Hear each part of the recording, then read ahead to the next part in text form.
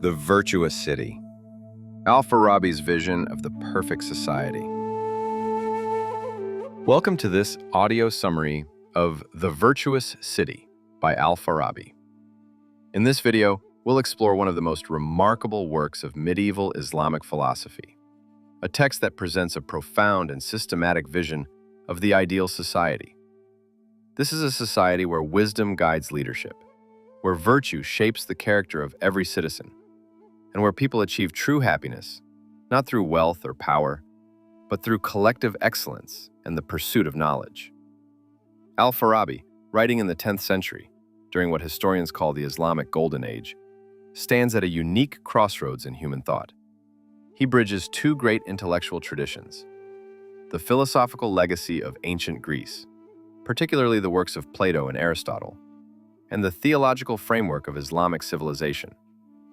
His genius lies in synthesizing these traditions into something entirely new, a comprehensive political philosophy that addresses timeless questions about human society. What makes a society truly good? What kind of leader does humanity need to flourish? How can individual people achieve genuine fulfillment while living together in communities? And, perhaps most fundamentally, what is the ultimate purpose of political life itself? These are the questions Al-Farabi tackles in The Virtuous City, and his answers remain surprisingly relevant as we navigate our own complex social challenges today. So let's begin our journey through this remarkable philosophical treatise and discover what this medieval thinker can teach us about building better societies. Introduction: The Second Teacher's Grand Vision. Abu Nasr al-Farabi earned a title that reveals the immense respect he commanded throughout the medieval Islamic world. He was known as the Second Teacher, second only to Aristotle himself, who was called the First Teacher. This wasn't merely honorific flattery. Al-Farabi genuinely stood as one of medieval philosophy's towering intellects, a thinker whose influence would ripple through centuries of philosophical and theological discourse. Writing during the 10th century, Al-Farabi lived at the height of the Islamic Golden Age, a period when Baghdad, Damascus, and other great cities served as intellectual centers where scholars from diverse backgrounds gathered to translate, study, and advance human knowledge. Greek philosophical texts, preserved and translated into Arabic, became accessible to a new generation of thinkers. Al-Farabi inherited this rich philosophical tradition from ancient Greece, but he didn't simply preserve it. He transformed it into something adapted to the concerns and worldview of Islamic civilization. His masterwork, The Virtuous City, also known by the titles The Perfect State or Principles of the Opinions of the Citizens of the Virtuous City, represents his most systematic and comprehensive attempt to describe the ideal human society. But this isn't a utopian fantasy, disconnected from the messy realities of actual human life. Al-Farabi grounds his vision in careful, rigorous analysis of three interconnected domains: human nature, political structures, and the cosmos itself. He approaches political philosophy as a scientist might approach natural phenomena, asking fundamental questions and reasoning his way toward answers. Why do humans form societies in the first place? What distinguishes a genuinely good society from one that's merely functional or, worse, actively corrupt? What qualities must leaders possess to guide communities toward excellence? And ultimately, what is the proper purpose and goal of political life?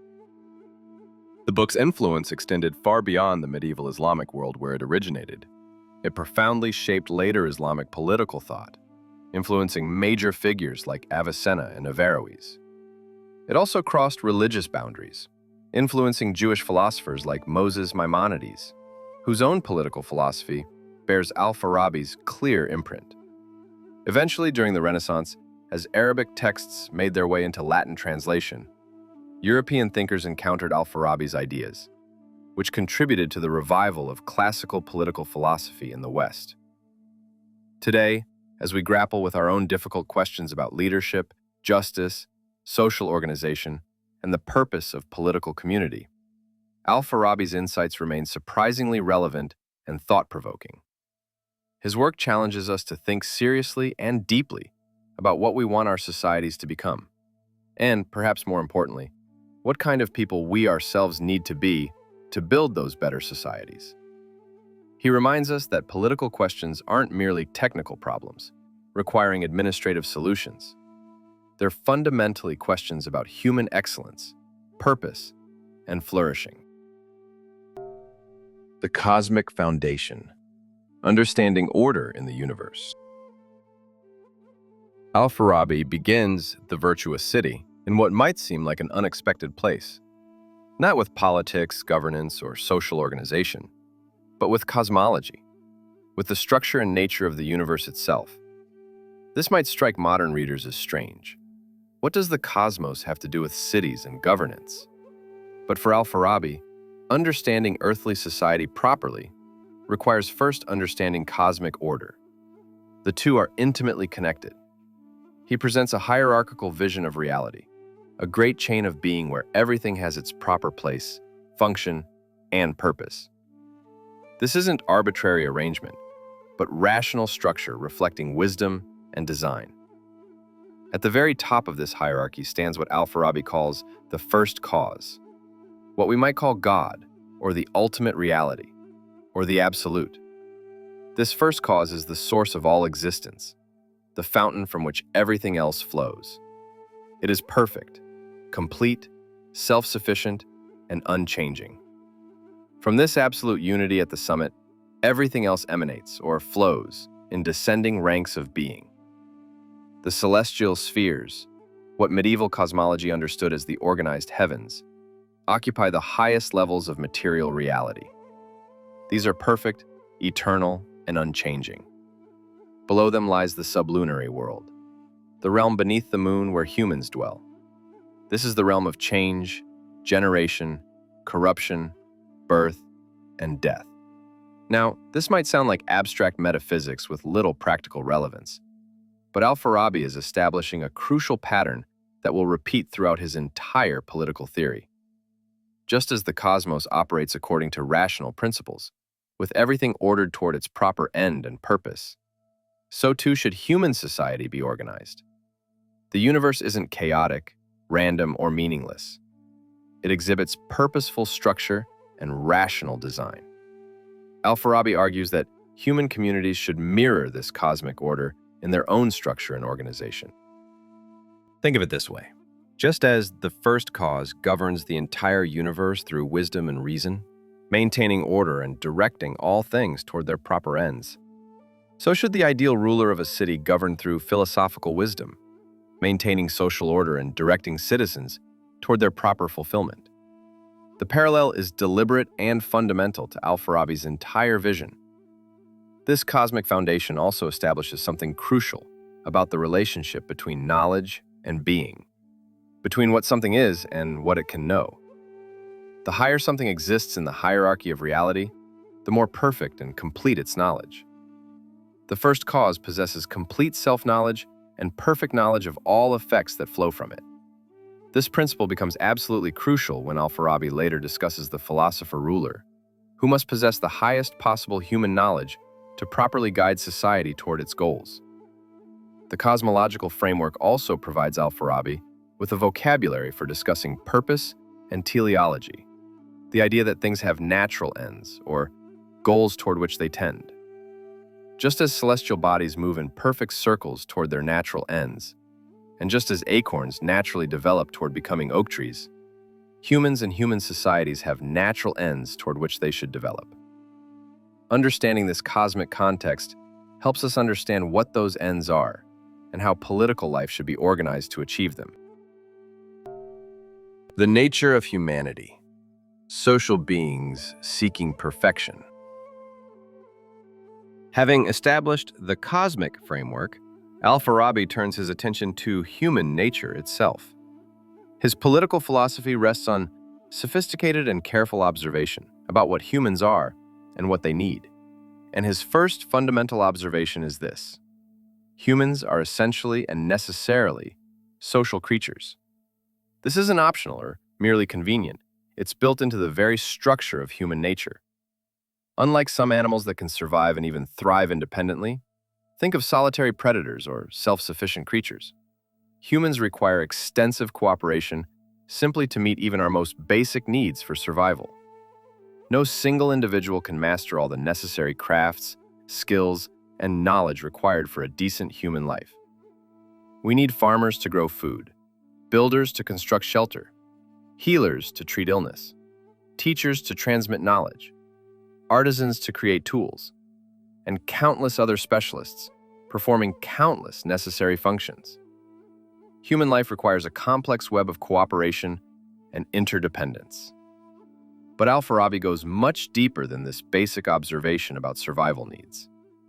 Society isn't merely a convenience that makes survival easier or more comfortable.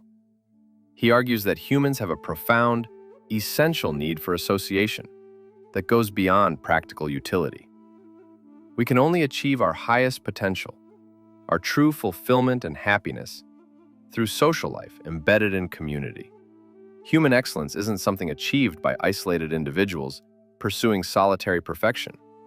Rather, it's flourishing within a community that cultivates virtue, supports development, and makes possible achievements no individual could accomplish alone. What fundamentally distinguishes humans from other animals, according to Al-Farabi, is our capacity for rational thought and our unique ability to pursue knowledge, truth, and virtue deliberately. We're not content merely surviving from day to day, satisfying immediate appetites, and reproducing. We seek understanding and meaning. We ask why things are as they are. We pursue moral goodness and try to become better than we currently are. We create art, philosophy, science, and culture. This intellectual and moral dimension of human nature has profound implications for political philosophy. It means that the best society isn't simply the most efficient at producing material goods, or the most powerful militarily, or the best at satisfying bodily pleasures. The best society is the one that helps citizens develop their distinctively human capacities, their rational and ethical capacities. The best society creates conditions where people can think clearly, pursue knowledge, cultivate virtue, and achieve genuine fulfillment. Al-Farabi identifies happiness as humanity's ultimate goal, but he means something very specific and important by happiness.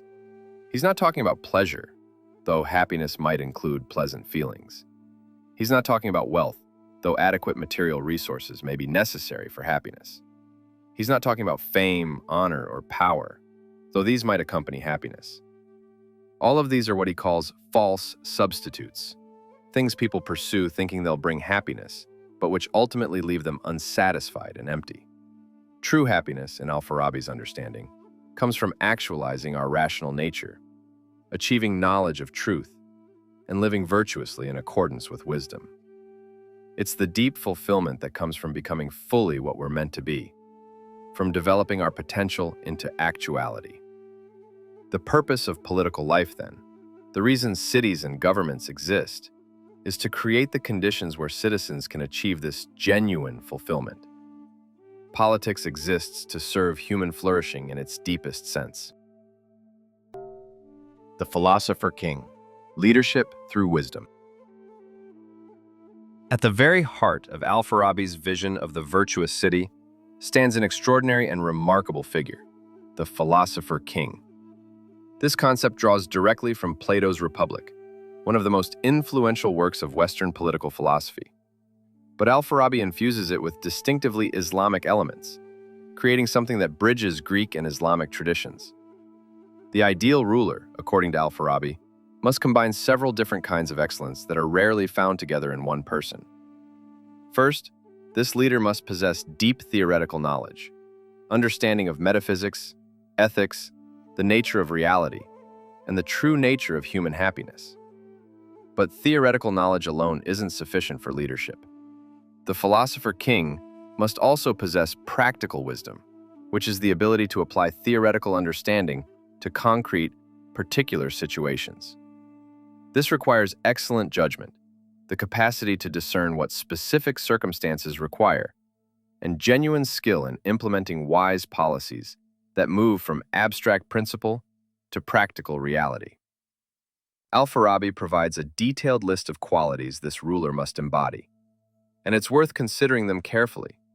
The perfect ruler needs a naturally excellent intellect, capable of grasping complex truths, strong memory to retain and recall vast amounts of knowledge, eloquence to communicate wisdom effectively to different audiences with varying levels of understanding, a genuine love of learning that drives continuous growth and development, an unwavering love of truth that values reality over comfortable illusions, indifference to bodily pleasures so that appetites don't cloud judgment or corrupt decision-making, magnanimity, which means greatness of soul and generosity of spirit, courage to make difficult decisions and face opposition, and decisiveness, the ability to actually make choices and act, rather than remaining paralyzed by endless deliberation. These aren't arbitrary traits chosen randomly. Each quality is necessary for properly guiding society toward its ultimate end. The ruler must understand ultimate truth at the deepest level, but must also be able to communicate that truth effectively to citizens with varying intellectual capacities, from philosophers to farmers, from scholars to merchants. Different people need truth presented in different forms, appropriate to their understanding. Here's where Al-Farabi makes a fascinating move that bridges Greek philosophy and Islamic theology. He connects this philosopher-king with the Islamic concept of prophecy. The perfect ruler, in Al-Farabi's view, receives insight not merely through rational study and philosophical contemplation, though these are essential. The ruler also receives a kind of illumination or inspiration from what Al-Farabi calls the active intellect, a concept he draws from Aristotelian psychology but adapts to fit within Islamic theological framework. This allows Al-Farabi to suggest that the ideal prophet leader embodies both philosophical wisdom achieved through rigorous study and divine guidance received through spiritual insight. The perfect ruler is both philosopher and prophet, combining human reason at its highest development with divine illumination. This reconciles Greek philosophy's emphasis on reason with Islam's emphasis on prophetic revelation, showing how both can work together rather than conflicting. But Al-Farabi is also remarkably realistic and practical. He acknowledges that such a perfect ruler, combining all these extraordinary qualities in one person, appears very rarely in human history. So what happens when you can't find this ideal philosopher, prophet, king? Al-Farabi offers pragmatic alternatives. Leadership can be distributed among several individuals who collectively possess the necessary qualities that no single person embodies. Or society can be guided by laws and institutions established by a previous perfect ruler, following wise principles even when the originating wisdom source is no longer present.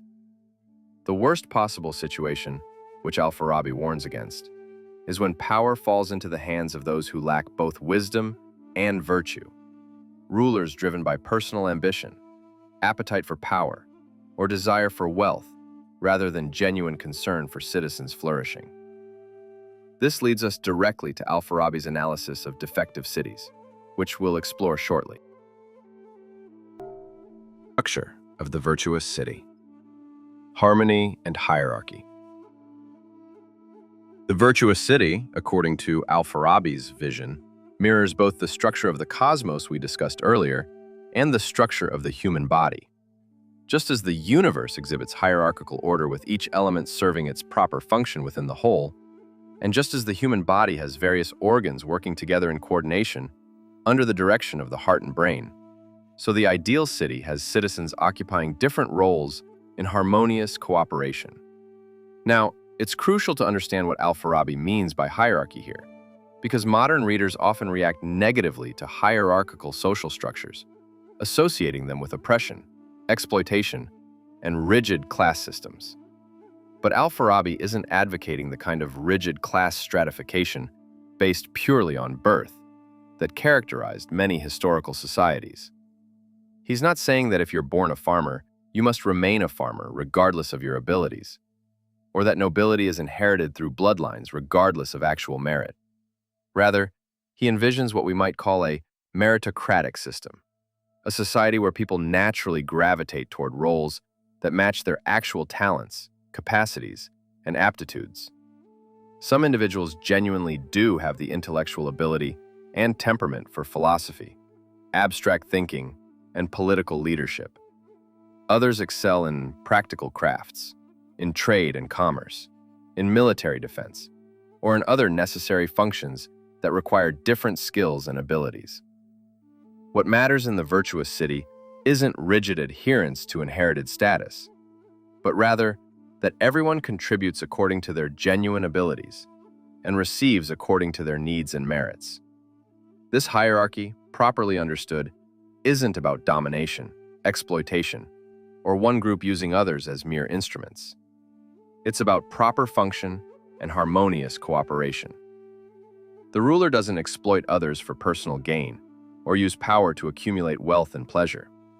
Instead, the ruler guides all citizens toward their collective happiness and individual fulfillment.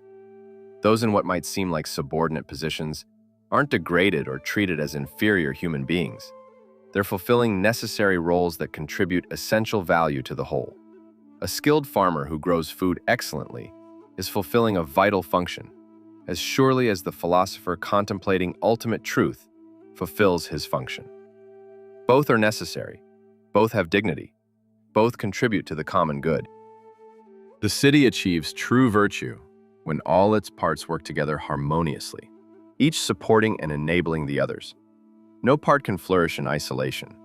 Even the philosopher-ruler depends on farmers for food, builders for shelter, and countless others for the material conditions that make philosophical contemplation possible. And those engaged in practical work depend on wise governance to maintain justice, order, and conditions for prosperity. Education plays an absolutely crucial role in Al-Farabi's vision. Citizens must be trained not merely in practical job skills, not just taught how to farm or build or trade. They must also be educated in understanding their place within the larger whole, in developing moral character and virtue, in appreciating how individual roles contribute to collective flourishing. The virtuous city doesn't just train workers, it cultivates virtue in all its members through comprehensive education, just laws, and cultural practices that shape character from early childhood through mature adulthood.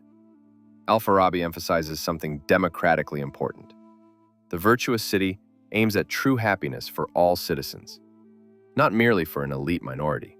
Now, he recognizes that people have different capacities and will achieve understanding to different degrees. Not everyone can become a philosopher. Not everyone has the same intellectual gifts, but everyone can participate in the good life, according to their own nature and capacity. The city provides what each person needs to flourish: advanced education for those with philosophical aptitude, practical training for workers, justice and fair treatment for all, and shared participation in community life that gives everyone dignity and purpose. The ignorant and corrupt cities.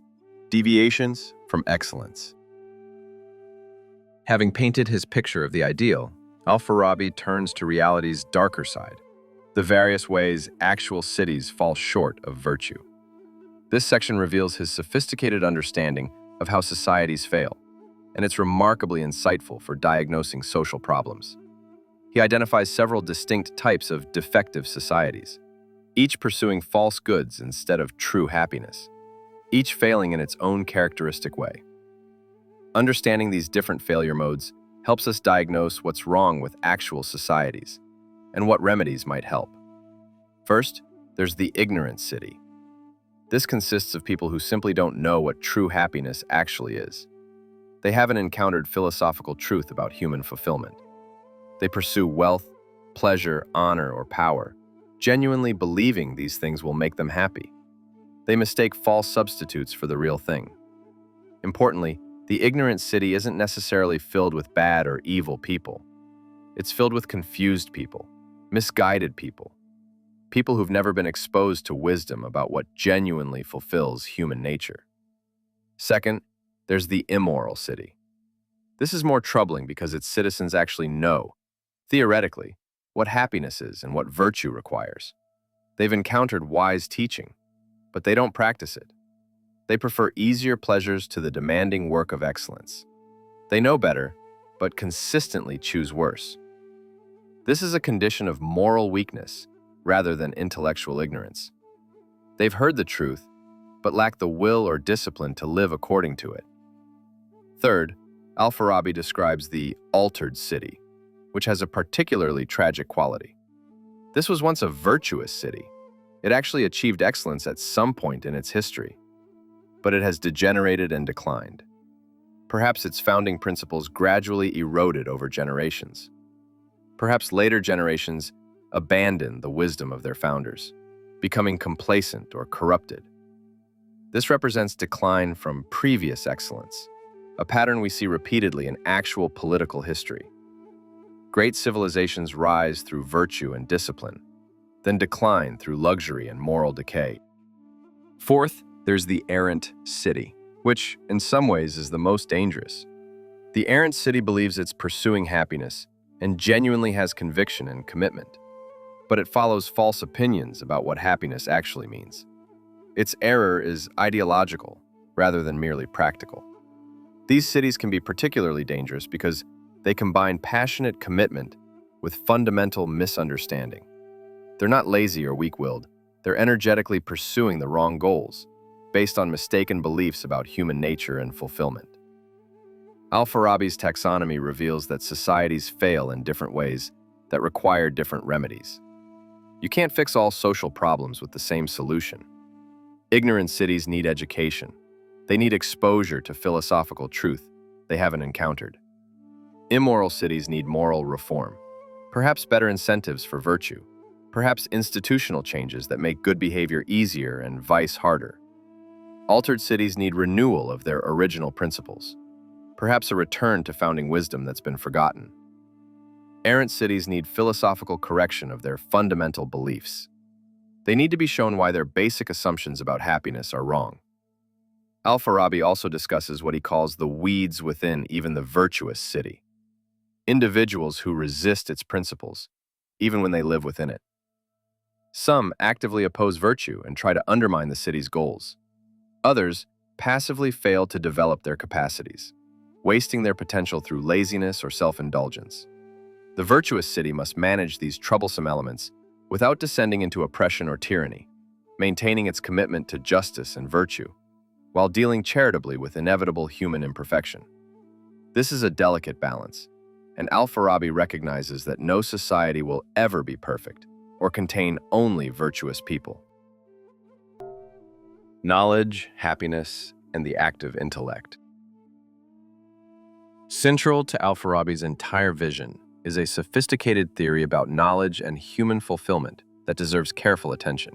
Drawing on Aristotelian psychology but adapting it creatively, he describes how humans develop intellectually, from mere potential to full actuality, through engagement with what he calls the active intellect, a kind of cosmic intelligence that illuminates human minds.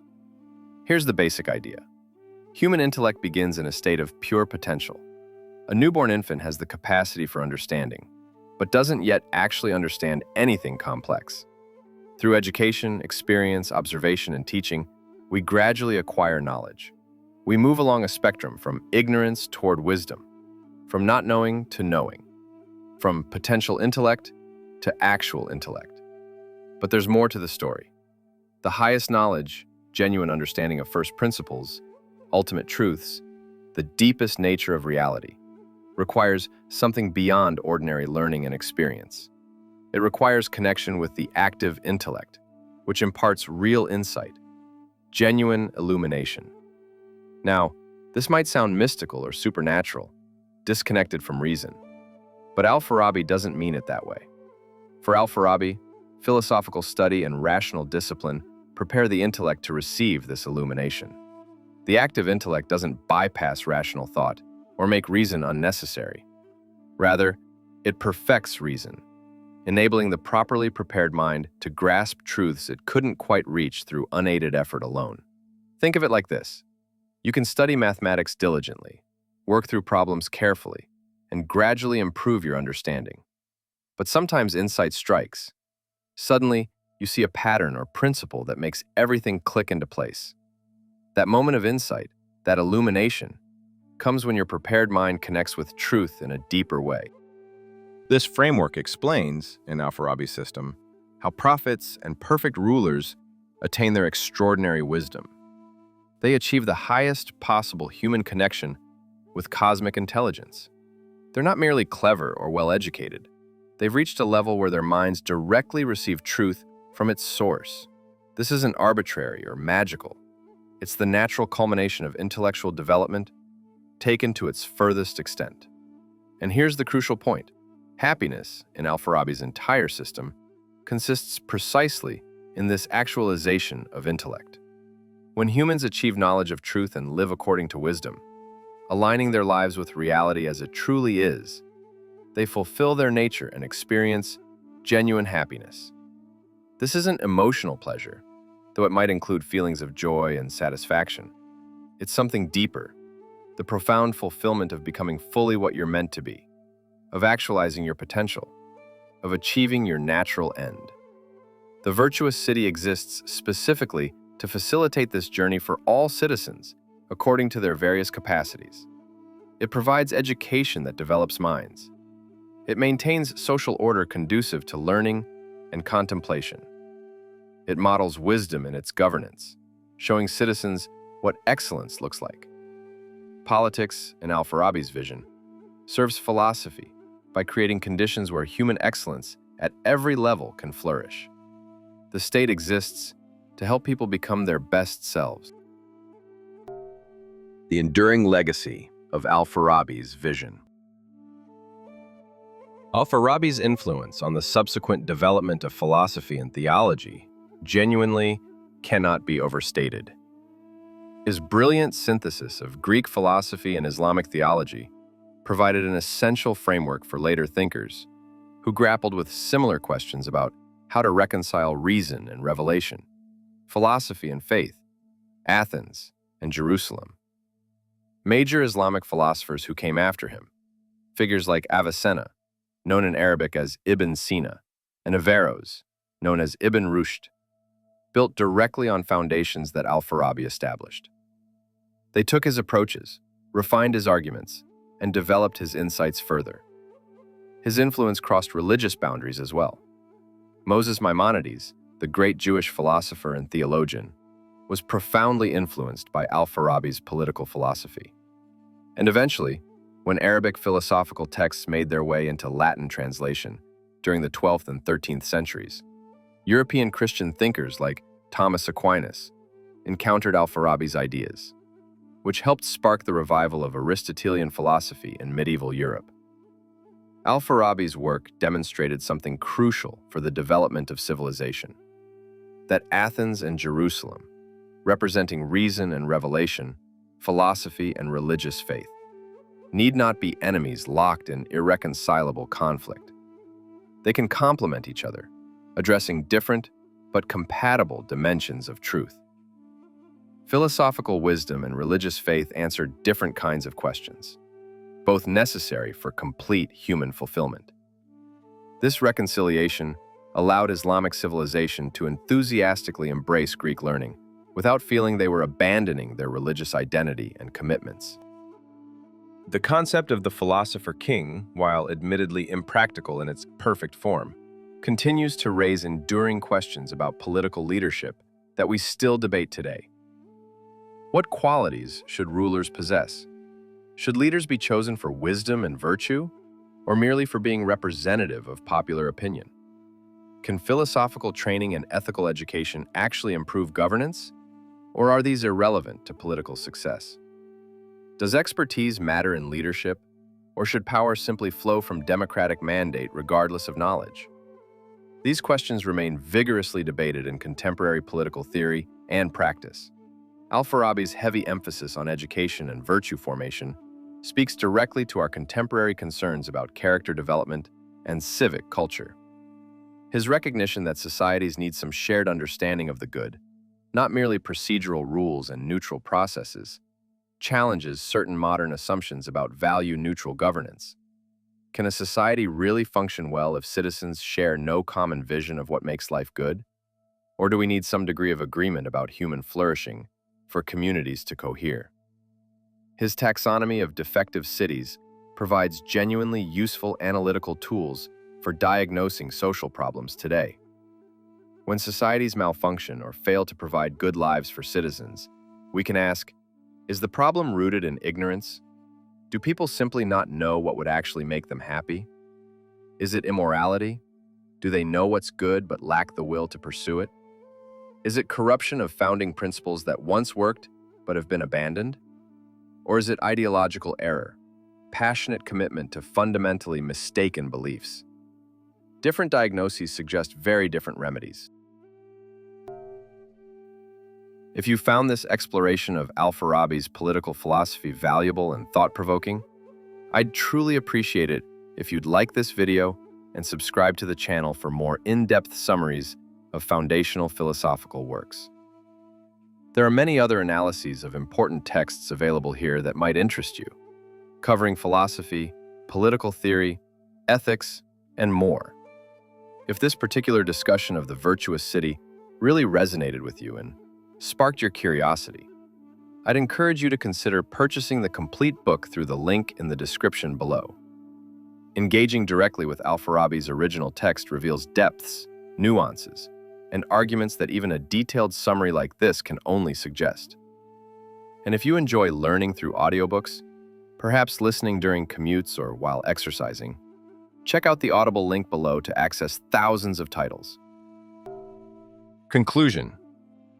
The Virtuous City presents a genuinely ambitious vision of human possibility, a society organized around wisdom rather than power, pursuing genuine happiness rather than mere pleasure or wealth, actively cultivating virtue in all its citizens, and led by philosophical understanding rather than demagoguery or brute force. While Al-Farabi's perfectly virtuous city may never exist completely in actual history, human nature and political reality may make perfection impossible. His careful analysis illuminates what we should aim toward and what we must vigilantly avoid. The work reminds us that politics isn't merely about power struggles, economic efficiency, or administrative competence, important as those things may be. At its best and highest, political life serves human flourishing by creating conditions where people can develop their capacities, live virtuously, pursue knowledge, and achieve genuine fulfillment. The state exists for the sake of citizens, not citizens for the sake of the state. Government should serve human excellence. Al-Farabi challenges us to think seriously and rigorously about leadership and the role of expertise and wisdom in governance. In an age often skeptical of authority and expertise, where populist movements emphasize that everyone's opinion has equal validity, he argues that some people really do know better than others about important matters. Society genuinely benefits when wisdom guides governance, rather than ignorance or demagoguery. But this doesn't justify tyranny or authoritarianism. The Philosopher-King, properly understood, serves citizens' true interests, rather than pursuing personal ambition or power. Perhaps most importantly for us today, Al-Farabi insists that we should aim much higher than merely functional societies that meet material needs adequately. Human beings can achieve something far greater. We can build communities of virtue, where people genuinely help each other become excellent, where collective life supports individual development, where wisdom shapes culture. This vision, whether fully achievable or not, gives direction and purpose to political aspiration. It tells us what to strive for, even if we can't reach perfection. For contemporary readers, whether we're political scientists, philosophers, concerned citizens, or simply people trying to understand our world better, The Virtuous City offers both inspiration and warning. It shows us what societies could potentially become if we organize them around wisdom and virtue, rather than power and profit.